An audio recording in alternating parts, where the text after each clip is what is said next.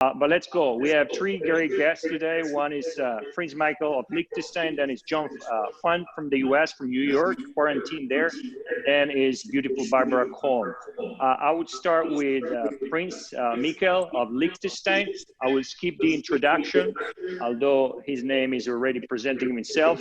So Michael, I give you the floor.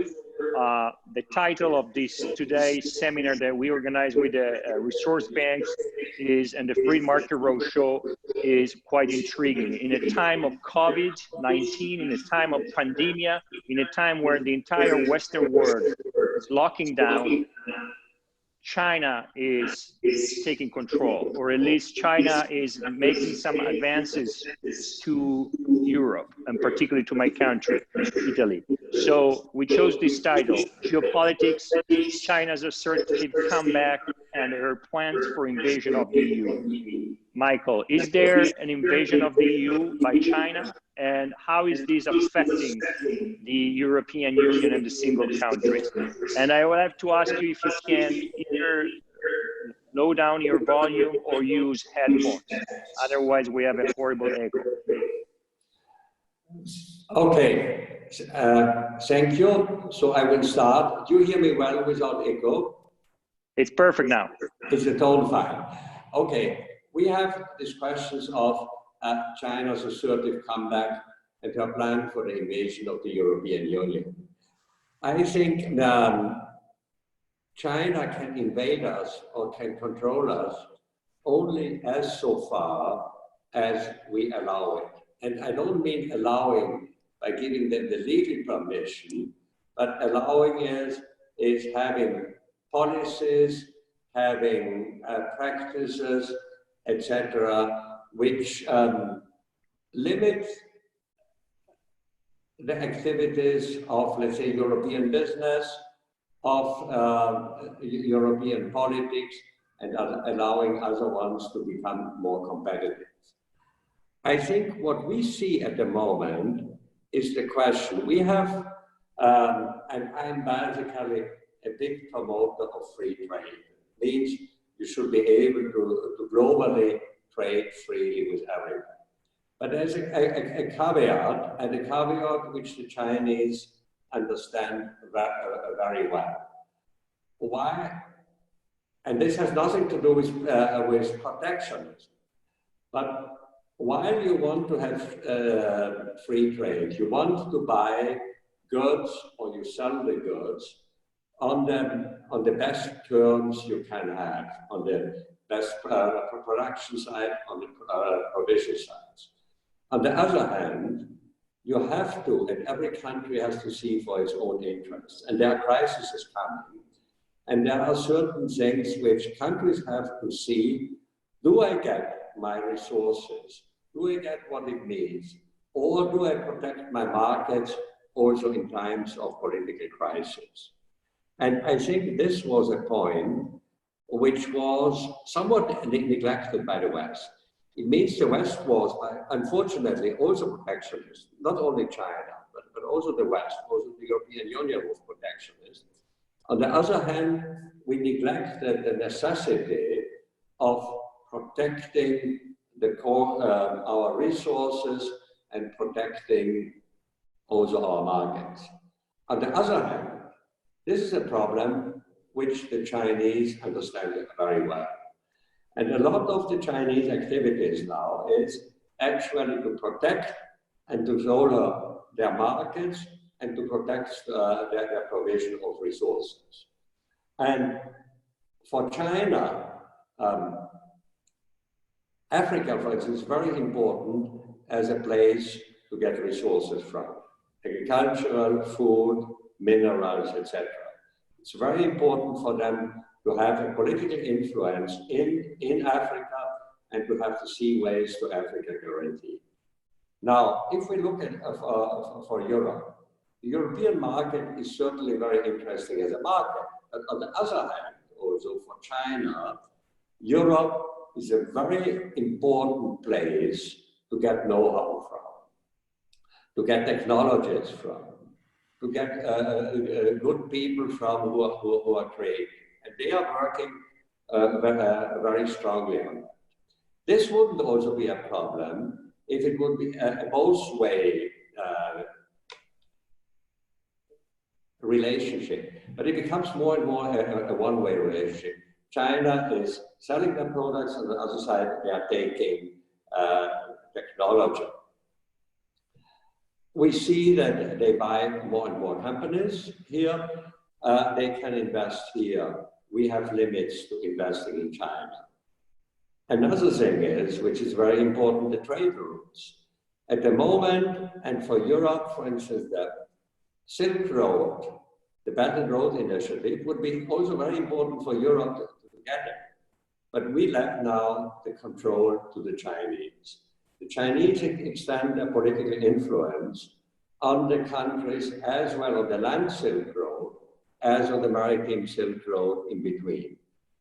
Europe has no possibilities, neither the military nor the financial. They would have the financial, but not ready to do that, or the economic possibilities to control these roads. For certain reasons, Europe is too Eurocentric, Europe is too short-term thinking, and Europe thinks it has a certain moral superiority and thinks about European values. Values are certainly important, but values will only prevail if they also can be defended. And so that we are in the danger of becoming controlled more and more by China. But it's in our hands to avoid it.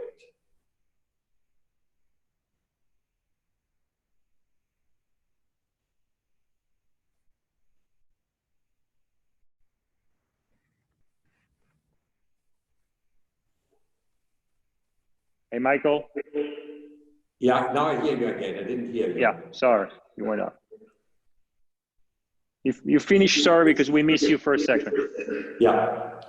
Okay, thank you very much, Michael. We're coming back with question. I like to remember and remind all the participants, we're over 70 now participants, and again, sorry that we can't solve the problem of the video, and you can only see me, and I don't know whether that's a good thing or bad. Before moving to John Fund, I'd like to go back to Barbara, that I know is in Austria. Everybody knows Barbara Kolm. Here you are. You see, it was a matter of enabling. Yeah. Here is our prince. You see, at the end, the prince always comes. Cool. Thank you. You did something magic with your finger. And I didn't do anything because I'm not the one controlling. Okay. So probably somebody in Austria with some great power. Okay. I'd like to give the floor to Barbara Kolm from Vienna. Barbara was supposed to do the introduction, but given the chaos that we got at the beginning, I went straight to you, knowing your limited time. So Barbara, please provide us with a good introduction to the topic, and also provide your view, and also maybe 2 words why we're doing these seminars. Well, thank you very much. Thank everybody. I probably turn it. This would be better. Oh, you're good. You're good. Go ahead. Go ahead. Okay. Thanks for joining us all, and it's interesting times, and this is the first experiment of the digital roadshow for all of us. As you can see, we had some technical issues. Apologies for that. Despite the test, of course, worked out well yesterday, and then when it comes to real life, it sometimes doesn't work. So there is, as we all say, we have to be creative, and our main topic this year is disruptive innovation. And given what we are going through these days, with the COVID-19 and the containments and all issues, whether it's on the monetary front, whether it's on the fiscal front, and on the economic front, I mean, every day is indeed a surprise. But having chosen this topic, China, I would also like to say a couple of words which are very important to us libertarians and to those who are freedom-loving individuals. So we all want and we all love free trade. I think this is a given. And I keep quoting Bastiat when he said, when goods cross borders, weapons won't. So these as libertarians, I think, is the most important thing. But we also have to always play by the same rules. So if we open up borders, if we trade freely, we have to expect that our counterpart does the same. Having said that, we have seen this, especially with certain intellectual property rights and patents, that this is not true. And so we have to reconsider definitely where do we start and where does this entire thing end. But I would also like to take one more point that Prince Michael has already picked up on. And that's the infrastructure point. And I think us as Europeans, and given that we think that we are independent and we want to maintain our independence as not only as the European Union, but as Europeans in general, we should look at the infrastructure issues, and we should look at the foreign direct investments, especially by the Chinese that have come into Europe, and how high those credits are. And then also compare them to other ways of financing infrastructure. And Carmen Reinhardt had come up with a study last year actually, saying that China has provided over about 5 billion in loans to those developing countries, which is obviously twice as high as was anticipated. So far, so good. This is one thing.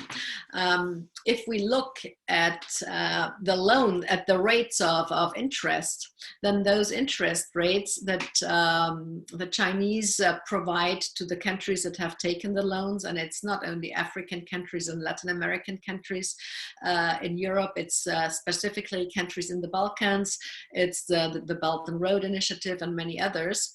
And it's always from state-owned company to state-owned company. So keep that in mind. It's never state to state, but that should always be considered.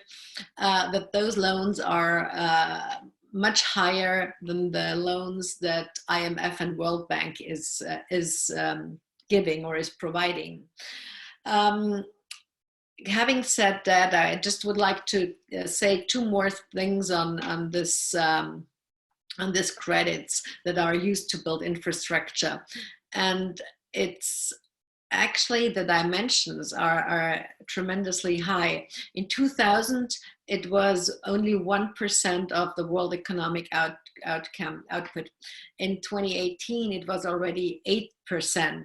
And this is equal to approximately to the amount that was provided by the US in forms of credits after World War I and II to Europe. So just keep that in mind. So we have this credit issue. We know, of course, that the renminbi is a currency that is also very different to the US dollar, to the euro, and that the central bank in China also plays by different rules, and that we should keep that in mind. And if you want to, Pietro, we can also discuss trade figures and numbers later on. Because after all, this entire thing not only started with the coronavirus, but it actually started with the so-called trade war between the US and China, and made everybody kind of attentive to the issue that we so freely have given up our individual freedoms, and now with supply chains rely on a continent or on parts of a continent that is difficult to play on a level playing field. Thank you, Barbara. We come back to that for sure. Before turning to John, and John Fund is a fellow at the National Review and economist at Fox News. John, you are in the US, and now I would say the virus invasion has reached the United States, despite what President Trump and the majority of the media were saying a few weeks ago. So how do you see this in relationship with China? And do you see, given the less influence of the United States, particularly in some parts of Europe, do you see a risk of a Chinese invasion of Europe, or at least a Chinese attempt to monopolize Europe? Also, given when we were earlier in the backstage of this meeting, John and me were talking, and I said that I reported that the Chinese propaganda is accusing actually or blaming Italy for the virus. They said, well, the virus came first in Italy back in October. So even yesterday, the G20 has raised some concern about China propaganda. How this is felt in the US, and how do you see this coming to Europe? Well, first of all, let me stipulate that, of course, China wants the rest of the world to recover because it wants to restore normal trade flows. Having said that, let's be very clear. This is like a poker game, a game of cards, and you have three big regional players. You have the EU, you have the United States, and you have China. And all of these people have been playing by a certain set of rules and patterns of trade. And overall, China has been the winner because it's been bending the rules in its favor. The EU has been, I think, the relative loser, and the US has certainly not been very helpful. The coronavirus turns over the game board. All of the cards are high into the air. The player who picks up his cards and plays them best in the aftermath of this virus is going to get more leverage. So I wouldn't call it so much a Chinese invasion as I would call it added Chinese leverage in the rules of the game. Now, China has been the hardest hit power here, but because it started first, because the virus originated in China, and because it used its authoritarian powers to basically lock down the entire country, and the Chinese are a very disciplined people, they respond to authority in large part, only about 20% of Chinese businesses still remain closed. So they have a head start in getting back into the trading game. Now, here's where the Chinese are going to be involved. They clearly have decided that there are various countries that have felt neglected by the EU or in conflict with the EU, I'll mention Hungary and Serbia, that they can exercise more influence with. And certainly the delivery of masks and supplies and more loan credits to these and other countries are designed to increase Chinese leverage there in the future. I can tell you that my sources in Hungary say they are very, very worried about the level of indebtedness that Hungary has to China, and that will only accelerate now. The major problem with the Chinese is, of course, their authoritarian system and the complete lack of transparency, which led to a shameful cover-up of the origins of this virus and cost the world dearly because we lost a lot of weeks because the Chinese were basically lying about the danger of the virus. I was in Zambia last year, and you could see the Chinese presence everywhere, and of course they were all in factories that were completely locked down, no access to them. I tried to visit several. The Chinese also, of course, have no compunctions about bribing people, and those are things that are obviously not transparent, but I suspect are apparent in all of this state enterprise and state enterprise trading and loans back and forth. So the question, since this is primarily European audiences, what can the EU do about this? I think that we have to understand that the EU, given its history, was a project designed for sunshine days, not for days of dark storm. And in sunshine, the EU could pretend that it was marching towards a bright future. But when the rain clouds form, you quickly see that all of this solidarity goes out the window. National boundaries went up very quickly. Concern about people protecting their own inhabitants inside the nation state went up dramatically. And Europe is now, I wouldn't say balkanized, but clearly isolated in its own individual national units. So the question becomes, where do we go from here? Well, the Germans have agreed to start spending. The French have put, at least temporarily, their plans for European superstate on hold by necessity. And the Italians are going to have to break free from some of the EU strictures. Because of their indebtedness problem and the recovery of their economy, they're going to have to break even more EU rules than they have in the past. So this breaking out of the EU straitjacket, this pretense that the EU is one unit and can operate with one set of rules, is going to have to fall by the wayside. The question is, how can we have a new EU that is more flexible, more dynamic, and understands that they're going to have to be individual countries that go in individual paths for part of the way? Will this understanding reach Brussels quickly, and will they adapt and realize that the time to reform the EU is now? If not now, when?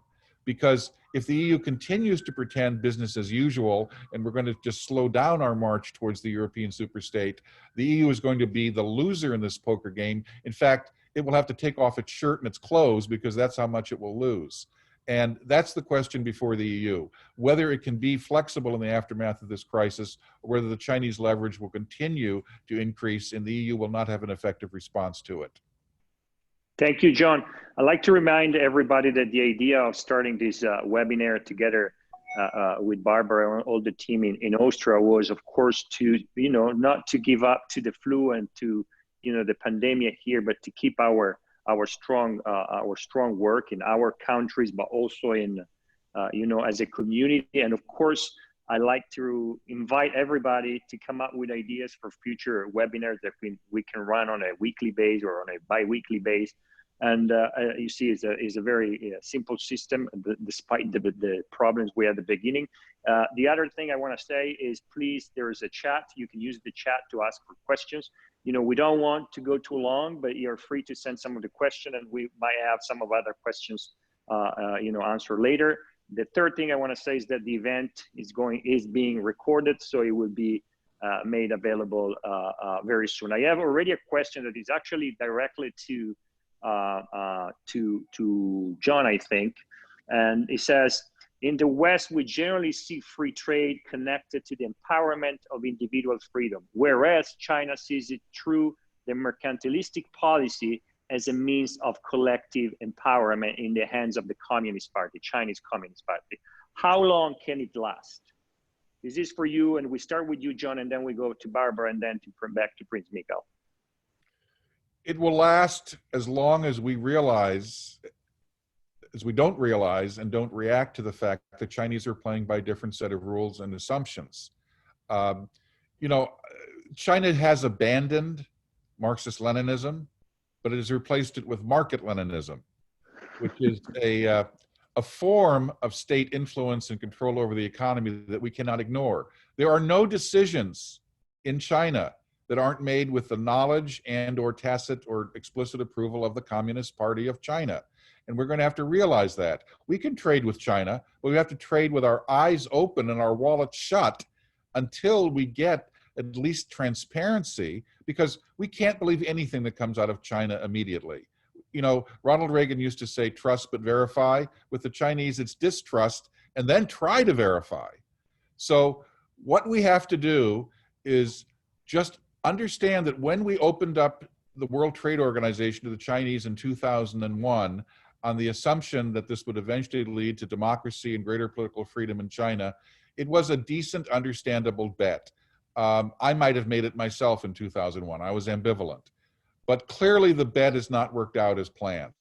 And now that we're 19 years into that bet, it's time to reevaluate our stakes. And when we enter the poker game, reevaluate it and make sure that we cut the cards, we make sure the cards are not hidden under the sleeve of somebody, and that everybody plays as much openly, because if we don't have transparency in trade going forward, we're going to be the loser, because the Chinese are not going to change their behavioral patterns unless they're great. pressured. Thank you, John. But you said something interesting, and I want to bring this back to Barbara and then to Prince Michael. You talk about the responsibility of Europe. Basically, you put responsibility, and I can't agree more with you, on Europe. Barbara, has Europe the strength to react to this?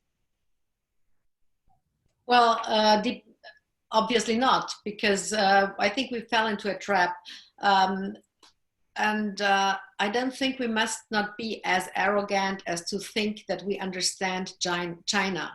I think they tick differently, they have a different mindset, and that's the power of the center, and it's not the way that we in Europe or as the West thinks. Then we have several other issues. I mean, look at how they treat their own people, and I'm only talking about Hong Kong. I'm not talking about what has happened in 10 years ago. I want to repeat that they have an issue with the rule of law, that they play with different games. When they joined in 2016, our the big currency circle, and the renminbi was welcome there. In their central bank still has a different approach. even ours in Europe and the Fed now respond to constant crises in a way that is probably not what libertarian or pro-market people would have thought they would. So I don't think that I think it's in our own responsibility as Europeans, as much as we want free trade, as much as we believe in globalism and globalization, we have to make sure that the rule of the game is played on a level playing field. And in this case especially, we don't see it, and we mustn't fall into certain traps. And when it comes to advocate rigorous free trade, I would go as far as we say, let's first make sure that the European Union functions the way it was designed to, with the 4 freedoms that should really finally work.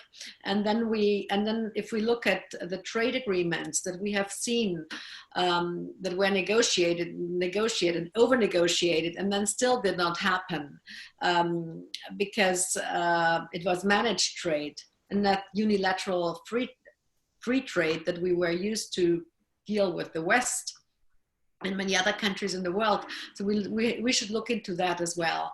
And I think this is the limitations that we Europeans have set for ourselves. Think out of the box and act disruptive. Oh, great. I like when you go back to the basic principles of the European Union, of also free market. Prince Michael, I'm back to you. Do you agree? Do you share Barbara's view? Who doesn't? Would you share Barbara's view? Well, I do. And I think there is one thing which is also very important, besides looking at what China is doing. I think one of the big challenges for Europe will be, and one of the biggest obligations is to make Europe more competitive again. And Europe, unfortunately, the European Union started very great with guaranteeing the 4 freedoms. But then they started to over-regulate it and to harmonize too much. And actually with harmonization, they killed basically regional competition. Regional competition is also quite important. Not only nation, but regional competitions, and also competition in the regulatory system in order that we can improve. So we have now some sort of a cartel of regulations, which is limiting a lot. I think we are also working too much on perception and perception of values. And so we lose in the research area. Let's look then at the issue of GMO. One has to be careful with GMO. But one can't just rule it out.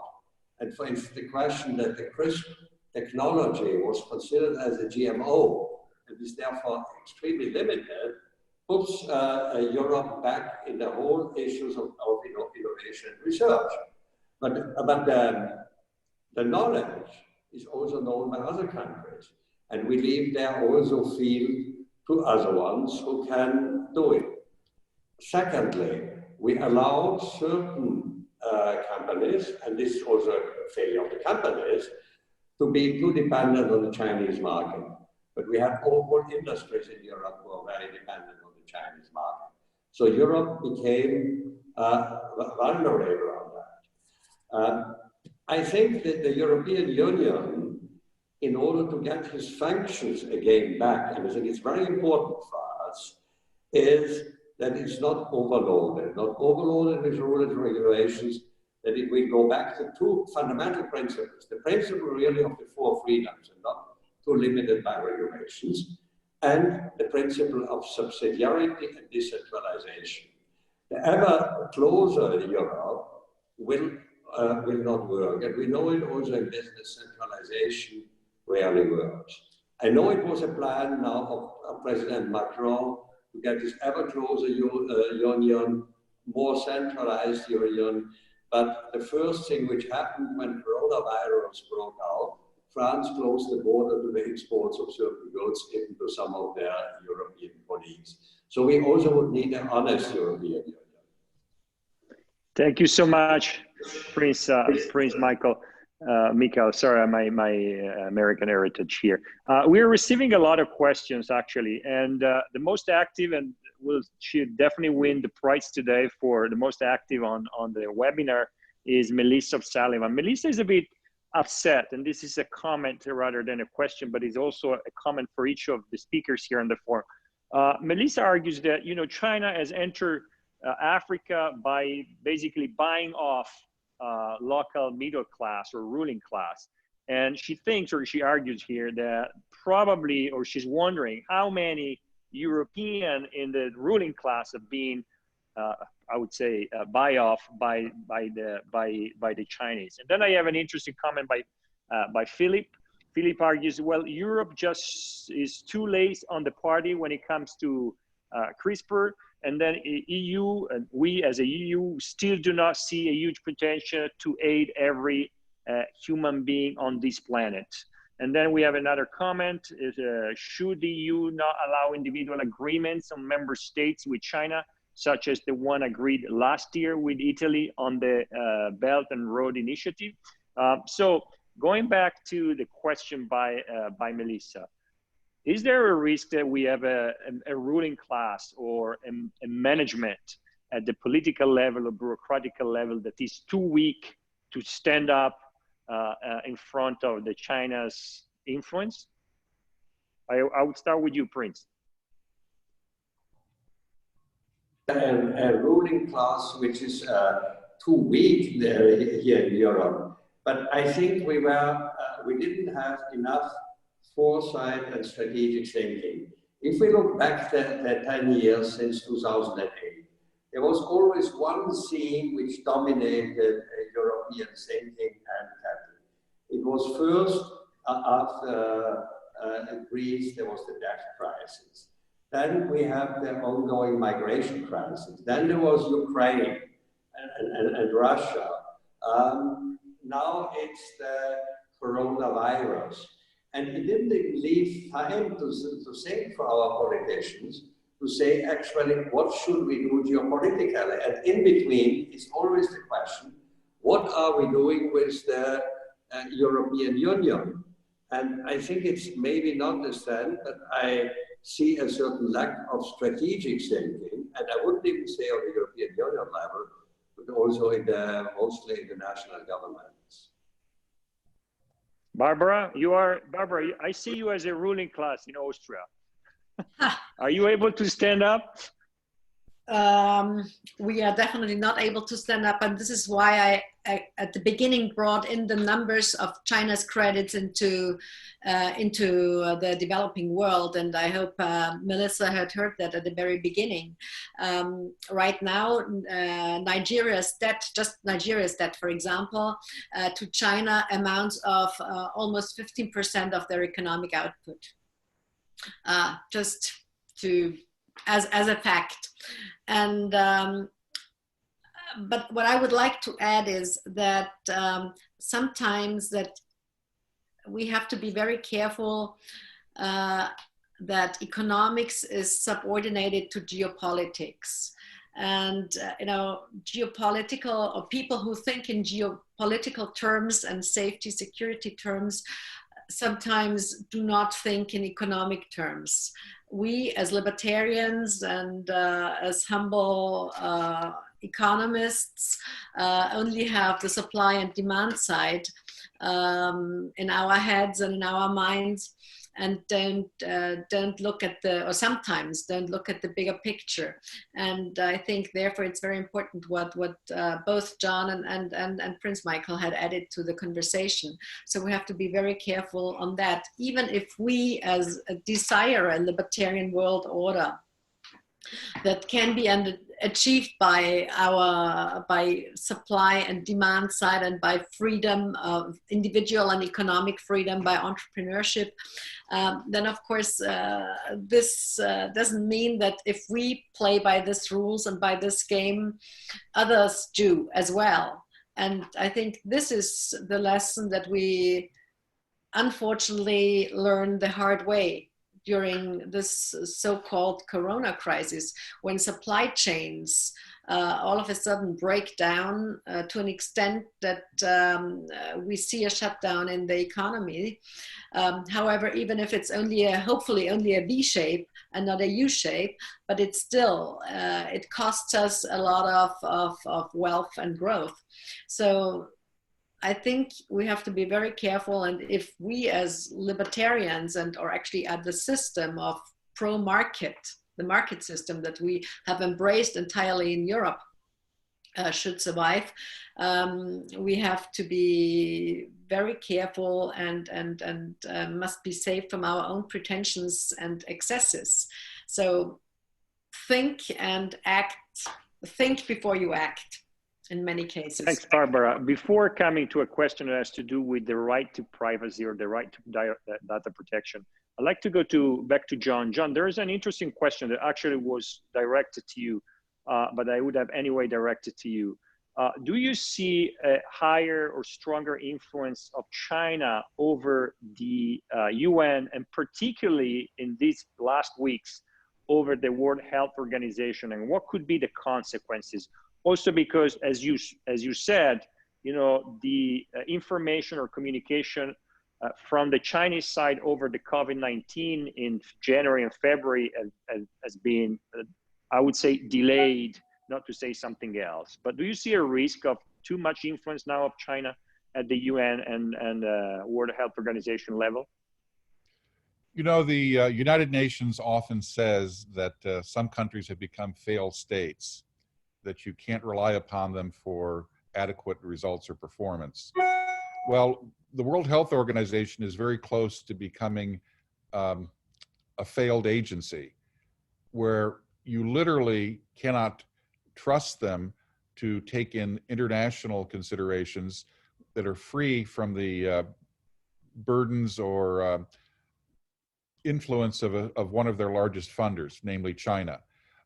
As late as mid-January, the World Health Organization was issuing pronouncements that were clearly basically a repetition of whatever the Chinese were telling them, and their behavior has been shameful in this area. The British Spectator magazine came out with a piece yesterday saying we should abolish the World Health Organization and start over. This is not the time to abolish any agency regarding public health, but we certainly need to have systemic and dramatic reform there, and it has to be decoupled from the countries that provide the funding. There has to be some increased measure of independence at the World Health Organization. Regarding the EU, I think Prince Michael made a very good point that we have a failure of strategic thinking. As I said, the EU is built for sunshine, not for storm clouds. And as a result, every time we have these storms, we just pick up and go on with the old previous policies, the continual ever closer march to a European superstate. Well, that's not working. We're having too many crises for that to work. So we have to, after one of these crises is over, take a step back and figure out how we're going to do things differently. And here's where I think we have to acknowledge that, yes, there are some internal problems in Europe that we are not fully aware of. You know, it was only a few years ago that the then head of the EU, Barroso, gave a lecture to the members of the European Parliament from Bulgaria. And he said, I will trust you with all the information I have when I'm convinced that almost half of you aren't being bribed by the Russians. He actually was that blunt in a private meeting. Well, we still have to worry about the Russians and their influence in Europe, but now the Chinese are clearly taking precedence over that with their enormous blandishments of credit and loans and influence. We have to convince the Chinese they're going to have to play by at least the rules of transparency, if not the rule of law. We have to have actual investigations of people who are being unduly influenced by China. And the media in Europe has been completely supine on this issue. I mean, political correctness has taken hold. In Italy, I noticed as soon as the realization that there had been a virus coming from China hit Italy, many of the politicians said, oh, we can't have racism. We can't say it's a Chinese virus. The mayor of Florence went out and had a Hug the Chinese Day, which, you know, confused the Chinese who were accosted on the street by him no end.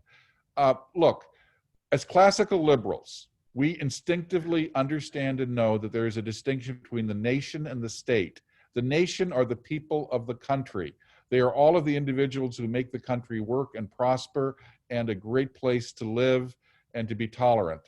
The state are the temporary custodians of the monopoly of force. They are the officials who may pretend to speak for the nation, but they do not. They are the state. So we have to understand that when we attack the Chinese, we are not attacking the Chinese people. We are attacking the Chinese state and the Chinese Communist Party. And we have to make that distinction very clear. We refer to the Chinese, it should be the Chinese regime. It should not be the Chinese people. But we should be free to attack the Chinese state and demand that they adhere to a higher level of transparency and adherence to the rule of law, because the Chinese people actually, if they were consulted freely, would support those measures. And they too are silenced in this debate. Yes, and John, you mentioned Italy being my country, you know, where the country I'm from. And we see some of this soft influence right now coming because China is sending over doctors, China is sending planes with masks and so on. And that's a great soft power that the Chinese government, of course, is playing. But, you know, one of the answers that the Europeans or the Italians are using as a concern is it's simple. They say, well, Europe is not helping because of this sense of lack of solidarity, as they say. China is helping, Russia is helping, even Cuba. You know, we got 5 or 6 doctors from Cuba flying over to Italy, and of course it was on all the newspapers, and the leftist newspaper, they made big headlines reminding us how the healthcare system in Cuba is great. But you know, I want to jump because otherwise we run out of time. And thanks, John, very much for this clear and shareable answer. I want to go back to Europe here because I have a question that, you know, I've been carrying with me for the past few weeks. What is the balance between the right to health and the right to privacy and to, you know, protect your own data? Because one of the questions that we're asking ourselves is, what are we going to do next? You know, once this pandemic is over, or in order to stop, you know, the pandemic, one of the points is to use geolocation technologies, for instance, as China has done, or as other countries, including partly South Korea, are doing. Would European citizen, or should we as classical liberals support this type of initiative to protect health, or we should instead defend more our right to privacy? I go back to Barbara and then Michael, and then I know, John, you want to say something, so I'm coming back to the US. Barbara? Well, thank you, Pietro. I think this has clearly shown, this crisis, that our individual freedoms are being limited. We feel this right now, every day. It is probably for some time, it's necessary, and I think everybody accepts and understands it. But when it comes to geolocations and other things, I think our individual rights are definitely disturbed. And we have to be very careful, despite the measures and the fact that the measures that are being undertaken by our European governments right now, that our individual freedoms and liberties are not taken away because after all, we have fought communism and socialism for years. 30 years ago, the Berlin Wall fell, and we thought finally Europe is in a stage where the voice of reason is present and where socialism kind of is restricted. These days, we see measures with the one-size-fits-all policies. Again, same thing as we had in 2008, 2009, after the so-called sovereign debt crisis, that one-size-fits-all measures come into play. And it is, of course, much stronger these days, because it's not only the financial sector and the financial industry, but it's all parts of society that are confronted with it. It's the real economy as well. And controlling the economy via measures that are being now discussed at this place whether it's Brussels or whether it's Washington, I think is not a very good idea for us, at least not for those people who believe in freedom or individual and economic freedom. So fighting socialism back, I think, is very important, and we must not again fall into this trap that we have to be controlled top down. Thank you, Barbara. Prince Michael, where's the equilibrium, the balance between the right to health and the right to privacy? Well, I think for me it is very clear, right? Both things are important.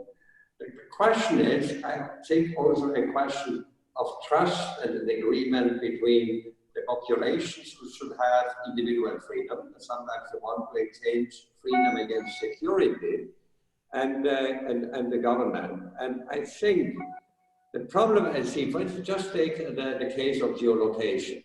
It might make sense short term while it is a crisis just for the specific thing. But we should be able to trust what John before called the state, that he will end that when the crisis is over.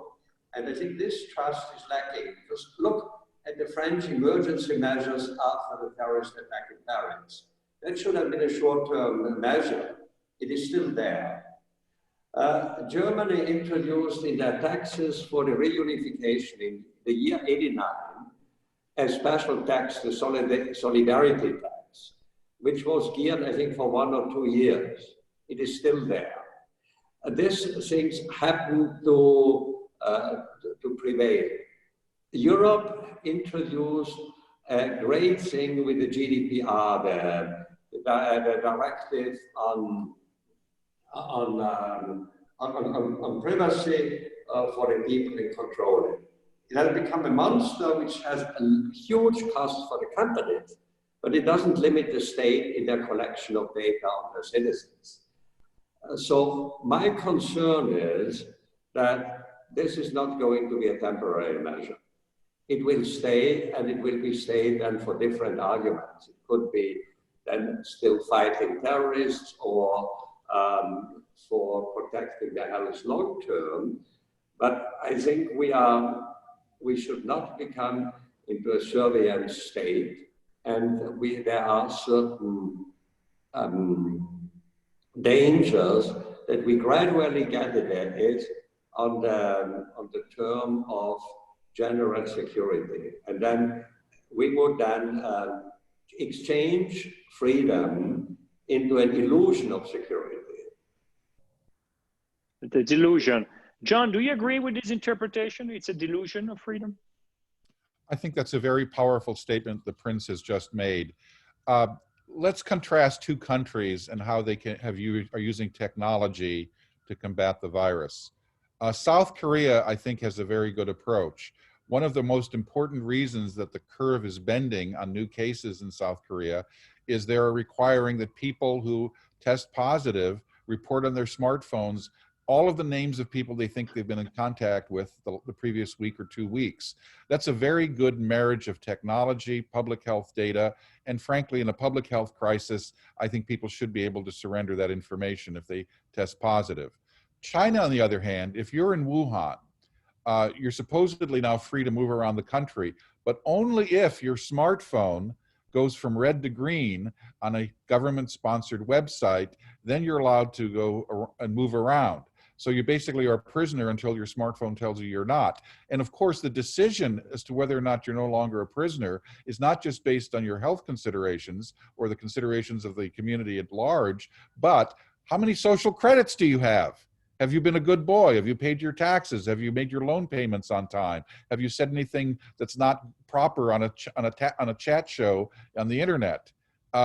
This is very dangerous because that turns the excuse of providing security into a totalitarian system that controls people from their smartphone every day of their lives. Thank you, John. Since we're getting to an end, let me guys quickly read some of the comments that we get here. I will start from the bottom. There's one very long from Tellis, and apologize if I'm not going to read it because it's too long. I know you took time to write it, but apologize for that. Janos says, are we as human beings develop enough to make a good use of the often mentioned freedom? Then we have still Janon. Is it not Europeans' cultural fault that China influence has grown so high? What could you learn from the institution of Austro-Hungarian monarchy? We're going back a couple of centuries here. Was it not a big failure to the peace agreement of Versailles? So we're going back, and then there is Chopra. Allow me if I read correctly. If China refuses to play by the rule of transparency, what option do the US and EU have going forward from here?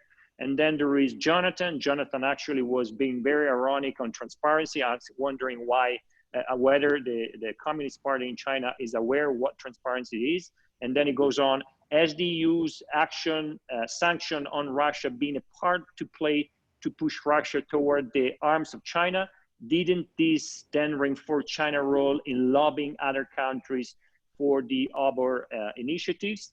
And that's it. There are more questions. I apologize if I cannot read them. I just go for a quick round. I would start with you, John. Anything that you want to add, moving toward an end? Well, these are very difficult questions because you certainly can have unintended consequences of any And I give you 1 minute. Okay. With Russia, we have tried to calibrate sanctions, at least from the US, on individual members of the Russian ruling class rather than the people or the economy as a whole. And that has had some effect. But the most important thing we've done is help drive down the price of oil, which has affected the Russian economy. With China, I think we have to, if the Chinese refuse to play by the rules of transparency, we have to revisit their membership in the World Trade Organization. It's a voluntary organization. We don't have to take everyone who wants to be a member. If they won't play by the rules, we let them in, we should throw them out. Thank you, John. Prince Michael, should we throw them out from the WTO? Well, I think if they don't play a long time for the rule or give it, I think we should do it. We could still trade with them, but we should take them out, because if you are part of an organization, you should play to the rules. Thank you so much. We are within the hour. We have been perfect. Thank you very much, Prince. Also, John, thank you very much from New York for joining us. It was a great global conversation. Before passing the ball to Barbara in Vienna for concluding this, I would say it was the first experiment. There were some problems in the beginning. I want to thank Martin very much, in Vienna for helping setting this up. I want to thank the entire team of the European Resource Bank and the Free Market Roadshow. Barbara, we were supposed to meet in 2 months in Rome, but I assume that we will have to postpone this. So there will be other dates. We want to go on with these webinars on different topics. So again, I want to invite everybody to, through some ideas, set up webinars together with us. And then I want to thank everybody that has posted questions. I was not able to answer all these questions. Barbara, we live in a time of emergency. So my Mac, that is a new Mac, American Mac, actually broke the camera yesterday. So I've been working straight from the iPhone, but I have to say it worked well. So I'm passing the ball to you, and thank you very much to everybody for joining. We had almost 80 people at a certain point. So I think it's a great success to start with. Barbara, the conclusion are yours. Thank you very much, Pietro, not only for jumping in and for moderating it and for actually having this great idea that unfortunately the ERB in Rome that would have happened on June 18th, 19th, 20, 21st with the Free Market Roadshow will be postponed for sure. After all, our American friends have been pushing us in for years to go to Rome. We could have picked any other safe place in Europe. Barbara, before Rome becomes a Beijing, yes. No, we definitely, no jokes. We will definitely be in Rome this year, later this year, as soon as possible. And we will make sure that the live event will will also be as fun and as interesting as the last European Resource Bank meetings were. But let me conclude just by saying that this year's Free Market Roadshow topic is disruptive innovation. And I think we have excellent examples throughout the world now that where the disruption is happening, and it's happening on every level in our lives. So I think this is a positive message that free markets and that new solutions have always worked, and that we just have to be very positive and believe in that. And I think we will continue with those webinars, with the live meetings of the Free Market Roadshow family. There will be many other speakers. We have an entire list of topics that have already been sent to us ever since we sent out this first invitations. So you can be sure it will be entertaining, it will be interesting, and we all want you to continue and to join. This is truly a digitalization. After all, we have a lot of digitalization to catch up with in Europe, and so now the think tank industry is at least working on that very hard. I'm glad that. And finally, let me close with Hayek, because I think it is important to us that we save our individual freedoms and liberties. And Hayek has always said that the individual knows best what is good for him and for herself. So we should take self-responsibility and make sure that we make our own decisions and that we do not outsource them to others. Thanks, and looking forward to seeing you again. Pietro, mille grazie. Thank you, everybody, for joining. See you next time. Take care.